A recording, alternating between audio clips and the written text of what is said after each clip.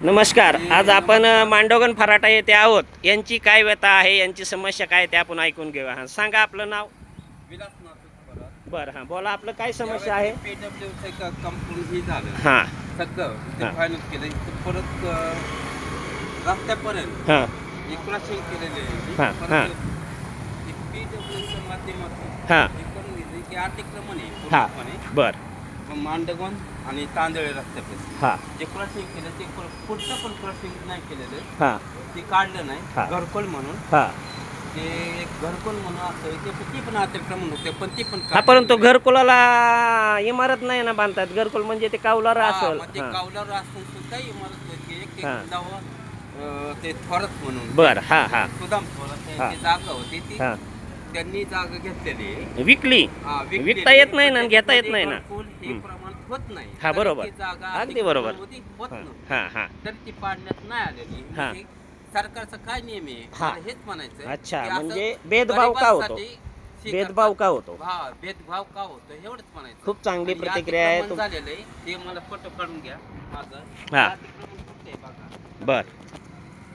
म्हणजे जवळजवळ इथं असं इथं रस्त्यापर्यंत 15 फुटाचा आसपास आहे म्हणायचं. आसपास आहे. हां हे अतिक्रमण केलेलं आहे. हे असं काय होतं गरिबाला श्रीमंताला का असं भेदभाव करतात? हे पहा, या ठिकाणी हे अर्धवट अतिक्रमण इथपर्यंत हलवलेलं आहे आणि त्याच्याच बरोबर लेवलला हे आलेलं आहे असं यांचं म्हणणं आहे.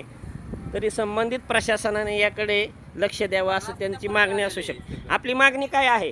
रस्त्यापर्यंत अतिक्रमण कसं केलेलं आहे म्हणजे बरं. अजून मग आता हे हटवले जावं, हे हटवलं जावं की असं राहावं? नाही नाही हटवलं जावं. हटवलं जावं. आपण मागणीवर ठाम आहात ना? मागणीवर ठाम आहात का? ह्या मागणीवर आपण कायम आहात का?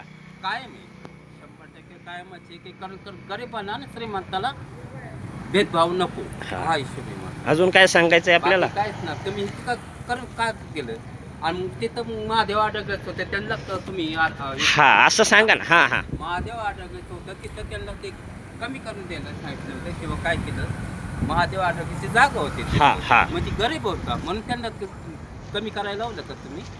मग इथं काय करायला लावलं? हां. हा प्रश्न आहे ना माझा.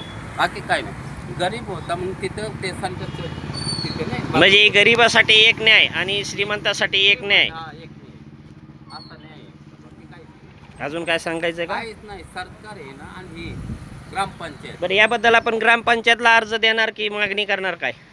मागणी करणारच आहे पण हां प्रत्येक प्रसार माध्यमातून करणार मी. चालतंय चालतंय. ओके, धन्यवाद.